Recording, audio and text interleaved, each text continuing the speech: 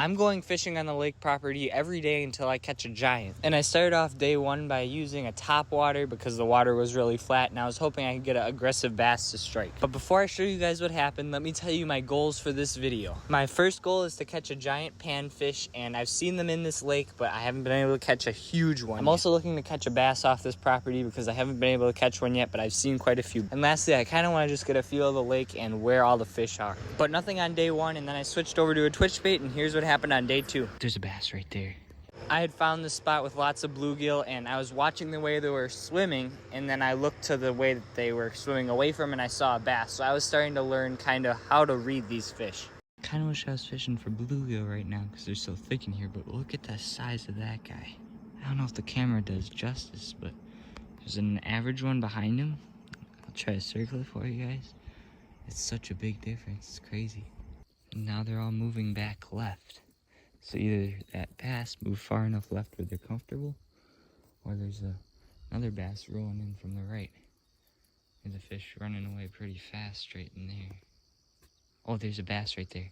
I ultimately wasn't able to catch that bass, and I did see some more on the way back. Cast it out for them, and they weren't really interested. The sun was pretty high up, and I figured the day was pretty much over with, at least for the morning. And really, I did see a bunch of bass, and the fact that they weren't biting told me that I needed to switch up lures and try something different. But I also found this pretty cool crawfish claw here, so I thought I'd show you guys that. But that brings us to day three. On day three, I was jigging with a little soft plastic crawfish, and I was hoping I would have some success, and I actually did have a couple bites here, but really I only hooked into them for 1 to 2 seconds before they popped right off. Alright, so I've gotten 3 hits now. Didn't get any. So even though the morning of day 3 was not a success, I did come back on the night of day 3 hoping that I could finally get my bass. But it started off pretty slow again with seeing a lot of fish, but nothing actually biting and taking. But I kind of unintentionally checked off a check mark here by learning the lake, because I was learning that the first and the third fallen tree as you walk down are stacked with fish, both panfish and bass. So I was learning stuff. On day 4, I had to head home, but I went king salmon fishing on Lake Michigan, and that was quite a day. If you want to check out that video, I'll leave a link to it on the screen. But then on day 5, I unfortunately didn't have time to get out fishing. But day 6, I was able to get back out there. And even though I wasn't able to fish every day, I did fish a lot of mornings and evenings, so it adds up. On the 8th day, I was using a night crawler and a bobber, hoping to get a big bass. But then a storm passed through, and the next day I went for bass at a different lake. And I started off not getting any bites. But then I saw a huge bass and was casting out for him, and I could not catch him. So instead, I switched to panfish, and I ended up getting a genius idea. Oh, he looked way bigger in the water, but smallest one out there.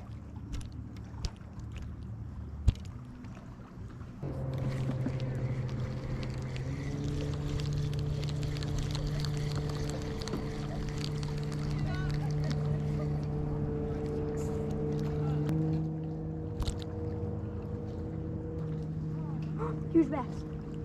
Yeah, that's the one. Look at this. I got a fish. Why are you hooking it like that? Because that's how you get the bass. That would mostly catch more than I don't think I'd catch a bass. Mike. You're just tormenting that fish at this. Got him. I got it. Oh my gosh. Came up and struck it. Oh my gosh, he actually is. Holy cow, that was cool. Oh my gosh, he's right there. He's following it. My heart's racing. That was so cool. Alright, so let's break this down together, what happened. And basically, I was using a panfish hook here because I didn't have time to switch hooks without killing the fish, and then it wouldn't strike because it's not even lively. But I made the crucial mistake here. This is not the bass's fault. This is my fault. After he struck, I should have opened the bail and let him take it, swallow it, and then tried to reel him in with that type of a hook. But with all the time I put in, countless hours, in the moment I was just excited and I made a mistake. But either way, this was well worth it to see that bass come up and strike that thing. It was super cool. So right after that, that bass ended up losing interest and I ended up heading back to the lake property. I started off targeting bass with a big hook and a night crawler, but I just wasn't having any success, so I decided to target that big panfish on my checklist, and that's exactly what happened. This could be my bass right here. I think it is. Oh my gosh, this is my bass. This is my bass. Wait, no, that's the biggest bluegill I've ever caught. Holy cow. Holy cow. Oh my gosh. the biggest bluegill I've ever caught in my life. Oh my gosh. It's a sunfish, but whatever. I need a picture of this thing. This is the single-handedly biggest panfish I've ever caught in my life. Wow.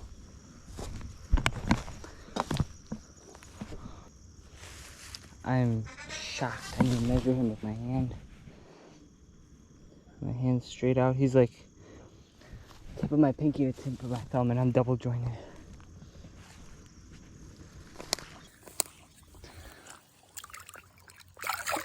There he goes. I thought I had my bass, but that's almost better. That is the biggest sunfish in my life. Caught some big bluegill, some big sunfish, but that was like significantly bigger. And I was looking at it on camera, it does not really even do justice to how big that thing really was.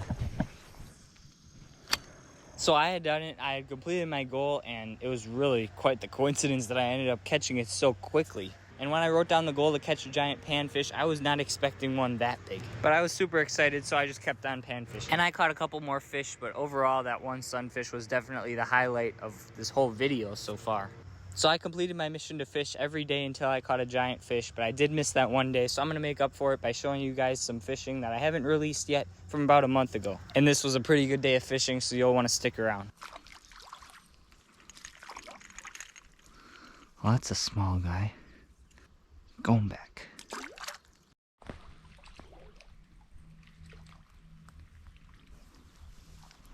Little guy. Morning. I don't know what it is though.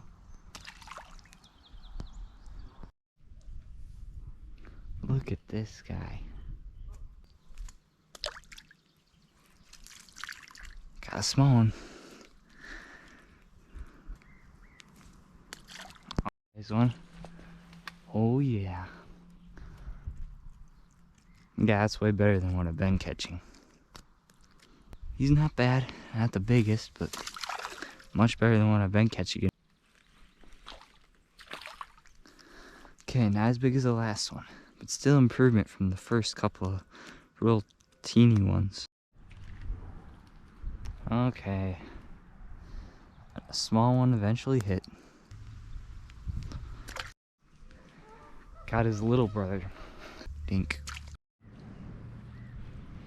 This felt so much bigger than the last couple, but it's barely bigger at all. That was so cool. I couldn't see the fish because it was a little further out than usual, but I saw the bright orange and then I saw it disappear, so it was in the mouth of this guy. Alright, small guy. That's going to be it for this video. I didn't end up getting that bass, but I'm confident that I will get one eventually here. And that's not an easy task, apparently. I thought that would be pretty easy to do, but it wasn't. But all these days of fishing was definitely more than a success because of that huge panfish and that cool strike from that bass and all the other cool memories I made along the way. If you want to see some more highlights from a bunch of days of fishing, then check out the video on the left side of your screen for some muskie fishing, or on the right side of your screen if you just want to see some pan fishing from this year. One day, but a great day.